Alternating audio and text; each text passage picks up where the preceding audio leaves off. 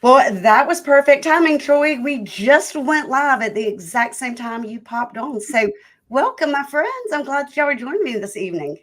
Thanks for Hey, having me. Good seeing you guys. thanks for having me. Yeah, absolutely. So, tell me about the market conditions in your area. It's always fun when you have three different locations to figure out what the hell is happening. And you want to go first? Sure. So, I cover Northwest New Jersey, which is the Warren County area. And I will say right now we're just about a month and a half. Our absorption, you know what I'm Absorption. trying to say. Yes, Yeah. absorption rate. Yes. Yep. Yeah. So we're about a little over a month and a half in inventory. Days on market have stretched out a little bit to about 35 days. And the average sale price is about $389,000. Has that gone up? The days on market have gone up, absolutely. I also cover the Northeast Pennsylvania area, which includes Northampton County and Monroe County. Monroe County and Northampton County are so different. It's almost opposite. The Monroe County area is the Poconos, the very famous Pocono area where there's a lot of Airbnbs there. So right now we're about a little over 3.25 month of inventory there. The average days on market are 59 days. The average sale price is about 305. And then the difference between Northampton County, we're about 1 month inventory. The days on market there are only 8 days. So are you seeing the prices are still going up? I'm actually seeing them level out. Yeah. There are in certain parts in New Jersey that there are still multiple offers. Mm-hmm. It just really depends on the house. That's right. Location. Yes. And same with Northampton and Lehigh County in Pennsylvania. Monroe County and the Poconos, usually this is kind of a given. Anytime after Labor Day, it's not summertime anymore. Everybody's going back to school and work. So those prices tend to come down a little bit. Well, Troy, let me just ask you, how cold is it in Denver right now? It's in about 50 degrees right now. Oh, that's not bad. No, it's been, we've had a very, very tepid fall. Yeah, you're lucky. It got a little chilly here today, but up until today, it's been in the 70s. So I really would love to go to Denver, but only in the summer because I can't stand the cold. Not nearly as cold here as you think it is. Yeah. Just the mountains.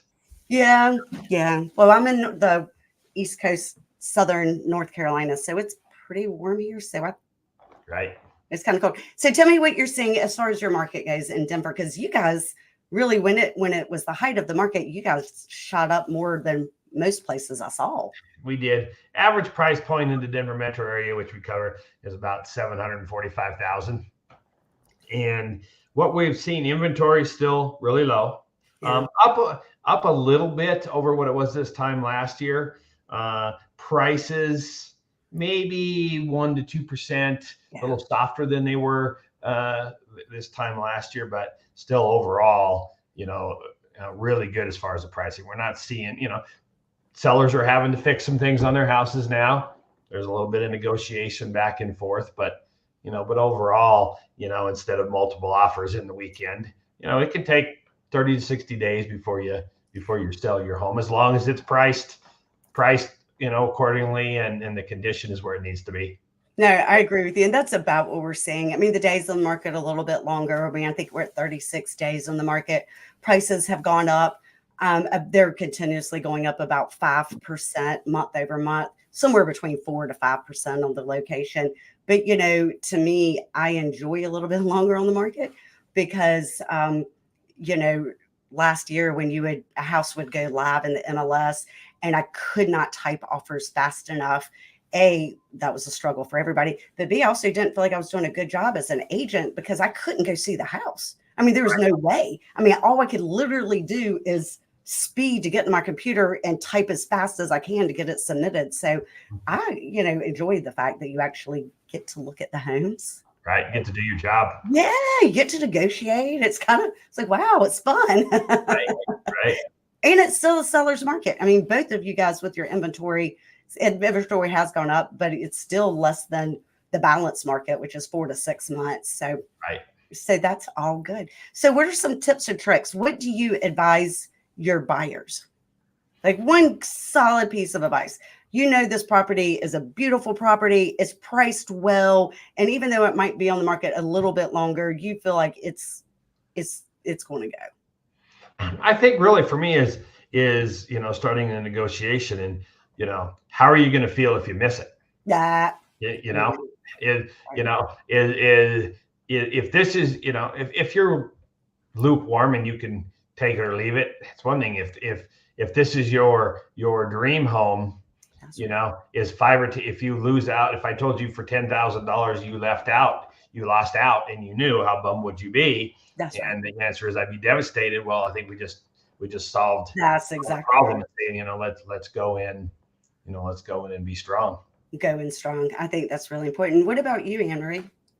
Well, I always encourage buyers, obviously, to get a pre-approval first, and try to look at homes that aren't at the top of the budget, but at a softer spot, so that there is a cushion there that they can go over. And, a lot of my clients have been very successful with that. Yeah, I think that's really good too. And the other thing I do, and this, maybe I shouldn't verbalize this, but I am, is too, when the agent on the other side, well, there's a lot of different ways this can go, right? If it's a great agent that I know really well, she already knows that my chance of termination is really low. She already knows my stats, my numbers. She knows it's going to be an easy transaction and that I'm going to be working hard to make sure everybody's happy and that it goes through. But if it's a newer agent on the other end, then I go in and I'm like, here are the stats for the termination rate, especially with agents with less than 5 years of experience. Here's my like I go in there and also sell myself, which has really benefited me. I took a letter. I think somebody had given me a letter. I think it was a Brian Buffini letter, and I tweaked it, and it has it's really worked for me as far as getting the buyers that might have a couple of offers out there. Other than, and I think you're right, pre-approval, absolutely. The conditions, the stipulations, more money down, absolutely. But then also like the little icing on the cake, that's one thing that I've been doing. Now, what about sellers? What's advice for sellers? I think going in, I alluded to it earlier that, the buying the house as is, no inspection. That's a thing of the past right now. Thank God. That's scary anyway, right? It is very. And we need to do some things to the house and get those little maintenance things done and address any big concerns ahead of time. That's right. Because buyers, quite frankly, they have a few more choices right now, and so let's avoid that and have your house ready. And as always, pricing is everything. And absolutely. We've got to be competitively priced. I'm always asked, well, what's the average days on market? And I said, it's an erroneous number. A house that is $300,000 overpriced could be on the market for 6 months, and then they drop it to the list price and it sells in a weekend. So I ask them, was it 6 months or was it 2 days? Well, but the data is skewed. And pricing, buyers are armed with all the data, and you just got to be competitive. That's exactly right. What about you, Anne-Marie? What do you tell your sellers? Curb appeal. First impressions are definitely lasting impressions. And I have brought clients to homes and they just drive by and they're like, we don't even want to go inside. I just had that conversation today. I'm not going to name drop, but I won't name drop because I was just at a owner of Remax in Michigan's daughter's house that's selling their house in Wilmington, and I helped represented her as the buyer. Now she's moving back to Michigan, but I'm sure he's watching this. I don't name drop, but that's what we just had that conversation. Is that typically people, if they're local, they're going to drive by your house. That's step one, right? Step two, you go put that lockbox on the door, and when it takes me 10 seconds to mess with the lockbox, people are going to be looking around. So all that spider webs, cobwebs, I mean, it could be just, I mean, here we're in the South. I mean, you get that like green mossy. I mean, I have to pressure up my house like 3 times a year to get rid of it, get rid of all that. Then you walk in the door, 30 seconds. Smells, stain. What can they see in 30 seconds? They usually sum up whether they want to walk through the house or not. Absolutely. And so then we start talking about, okay, what does it look like when you first walk in? What can you see? What can you get rid of? But yeah, and then pricing, obviously pricing. Very good. So then, so you're seeing the market change, you're seeing prices, you're seeing kind of everything kind of balance out, which is a little bit later. And then what advice can you give agents? Because the market is shifting and a lot of people don't know what to do with this. I think, what I'm advising and my team, so many, I've been doing this for 29 years, so I've seen a lot of different markets, and that this actually, markets for agents this is good. You can't take your foot off the gas. That's right. You can't back off on your marketing. You will gain market share during these times. That's right. And so, the experts are the ones that survive, and there's a lot of opportunity right now for those of us that are in the business to take advantage of the change. That's exactly right. And I love the word opportunity. I think it's such a positive. There are a lot of opportunities and a lot of people overlook them. And if you think about every single day, like how can this be an opportunity? Because everybody you meet and greet is an opportunity. Absolutely. What about you, Anne Marie? What's your advice for the? I use it every time the phone rings, pick it up because it's always an opportunity. Absolutely. Also, to those agents out there, when's the last time that you've spoken to, your sphere? The people that you have contacts in your phone. Pick up the phone, call them. Don't just send a text, send a video message. That's right. Be more personable. Well, that's right. Because let me tell you, those agents are going to be pissed off if they look in the MLS and their best friend's listed with somebody else. But really, they should be kicking themselves, not mad at their friends, that they should have picked up the phone and called them. Yeah. And checked in and said, hey, how are you doing? And I'll tell you something, and I've been in real estate 17 years. So Troy, I did not know that you'd been in it 29 years. Congratulations. That's a long time. Thank you. But one thing that I used to do a lot of, and I haven't done in years, but I'm coming back to it, is expired listings, which has been kind of fun. I've got 6 or 7 listings going to go live the beginning of January.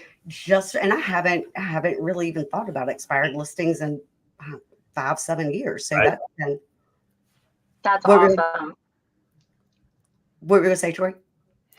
You're exactly right. We there wasn't that opportunity. No. I listed one 2 days ago that was expired and just got a call for another one. And and those are such great calls because sellers need you and they're ready to listen.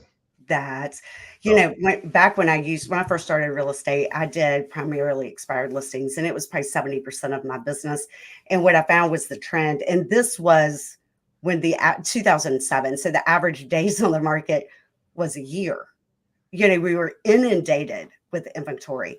But what I found then is that if you waited about 90 days, 3 to 6 months after it expired, here's what's happened. It expires. Every single agent in Wilmington, North Carolina is calling you wanting the listing. The seller is pissed off. They try to do a for sale by owner for 30 days, 60 days, 90 days. They realize they can't do that. Then I came in like the Wonder Woman of Wilmington. 90 days later, I'd call them. No other agents were calling them. They've already tried an agent. They weren't happy. They've already tried for sale by owners. They're not happy. Now I come in and they're ready to be reasonable. They're ready to listen to the price. They're ready to talk about staging. They're ready to talk about all the things why their house didn't sell. And that's what I'm getting back into now, which I've kind of had fun doing. Yeah, it is fun. It is fun. And I think also asking, what's the worst that's going to happen? Somebody's going to say no. Always ask for a referral. I think that is super. It's interesting that you said that, Anne-Marie, because when I first started in the business, I would go through a phone book and I would call a million people that I did not know, but it was really hard for me to ask one of my friends for a referral, because I think in my mind, a rejection from somebody I didn't know, I didn't care about. But if it was a rejection from my friend, I would be, anyway, I'm past that. I asked everybody for referrals, but I did get my own little headspace there for a couple of years, actually. You bet. But I think you're 100%. And a lot of times, people don't think about it. We have a lot of client events. We have about 4 or 5 client events a year. And I always, we'll have drawings, and I always have a little survey for them to fill out with just their information. And then it'll say, who can you refer that's going to buy or sell in the next 90 days? And I'll tell you, 100% people put nobody. 100% people put nobody. And then about 4 or 5 days later, they call me or somebody from my team, and they'll say, hey, I was just talking to my neighbor, my coworker, my church person. They want to sell their home. But it gets them thinking. They just, people don't think about referring unless you ask for it.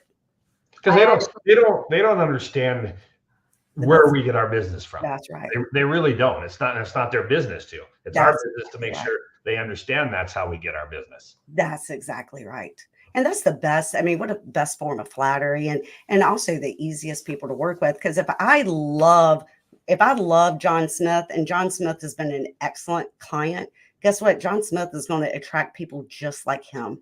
And those are the people that I want. The people that I already know and I love. I want more people that I know and love. I actually had just gotten a referral from a client that I worked with the past few months. So it was very nice to hear, oh, so-and-so referred you. They think you're the best realtor ever. I was like, oh, yay.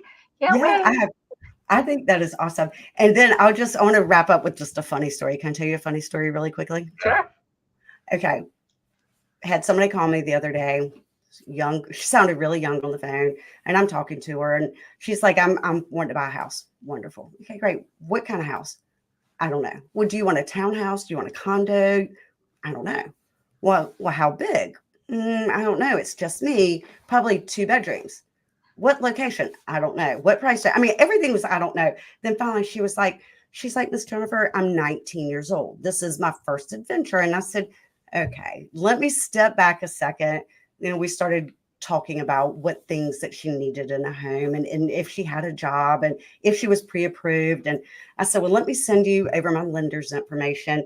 And I said, but she said, here, this is good. This is the funny part. She said, I make a lot of money. And I'm like, you do? She's like, yeah, I make $40,000 a month, and I've got $130,000 in savings. And I'm like, holy cow, that's absolutely amazing. I mean, to be clear, my 22 and 24-year-old, none of that's true for them. So I'm like, well, what do you do? And she was like, I'm a content creator. And I'm like, hell, I'm always looking for somebody to help me create content. I'd love to hire you. And fans only fans. That's, I didn't know what it was. I clearly did not need to hire her for OnlyFans. She really and truly, she is legit. And my lender said, as long as she does her taxes like he advised her to do, she'll be ready to buy in March, and has a pretty big budget. And she truly makes $40,000 a month, which I am amazed about. But I just thought it was funny that I was trying to hire her as a content creator. And then she said OnlyFans. I'm like, oh, I could be I'd never heard of it. So I was like, I could be a fan. She's like, I don't think you understand. I was like, I don't understand. She must be a really good content creator to make that money. I don't know what she's selling, but it was good. Must be some golden nuggets there. But anyway, I just thought that was, I love this industry because you do get to meet so many, just every walk of life, and I love that. You meet people sometimes who are like, wow, I didn't even know that was a job. It's fascinating, you know? Yes. Yeah. I love that you can, it just, you could be, not anymore, but years ago, I could be in a $20,000 trailer and in an hour, a $2 million listing. And I love helping people. I love helping all people. Yeah. So that's fun. It's kind of fun. Yeah. But anyway, well, thank you guys. Anything that y'all want to finish up with? Last words of wisdom? No, I think, from what I'm seeing is this time of year, it's easy to just, it's been kind of a long year and January 2nd is just around the corner and it all starts again. And, if things are a little slow, take this time to get your systems in place and be ready to hit the ground running, because it's just around the corner. That is very smart. I was just telling Anne-Marie, I've been working on my year calendar, but I'm doing it for these calls. Josh and May and I do calls on Thursday. We're working on those calls. I just hired a videographer to come in twice a month. I'm just trying to get my complete year calendar done.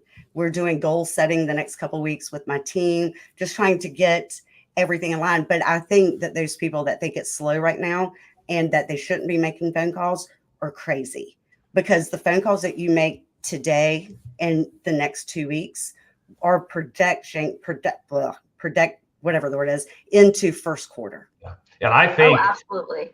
I don't know if you guys are seeing it, but my indication is we have already lined up a ton of business for next year already. So I think it's going to be a really good year. I agree. I'm with you, Troy. Yeah. Yeah. And, and they're saying interest rates are supposed to come down. I think they're supposed to come down anywhere from 5.5% to 6.5%. We're already starting to see that come down a little bit. So, I think when that happens, I think this might be a feeding frenzy again. So, which is why buyers should be buying now and refinancing later. Otherwise, we're back into multiple offer situations. You know what? You're exactly right. And so many lenders are doing free refinance as long as you refinance within 5 years. So, it doesn't cost you anything to do that. And now you're right. You get deals now. Right. Yeah, that's smart. Yeah. Anne-Marie, anything from you, love? No, I agree with Troy. The pipeline is looking really good for the first quarter for me. So yeah, and every year for the last 8 years, I've been very lucky. I have to say, the 2nd of January, my phone rings off the hook. So I'm very blessed that way. And right now, if any agents are not busy, now is a great time to get your systems in place. 100%. And quick shout out to Anne-Marie. A lot of people were saying how much you loved this book when I posted it on Facebook. And it's the planner for the year. And it came from my friend Anne-Marie. So thank you. Oh, very nice. And it's my favorite word. So it worked very well. Hey, whatever gets you through the day, right? Right. Well, it's got fun little quotes. It just makes you laugh. So I appreciate it. Thank you. Anyway, I appreciate you too. Thank you. All right. Thanks, and have a happy holiday. Happy holiday. Take care. You too. All right. Take care. Bye. Bye.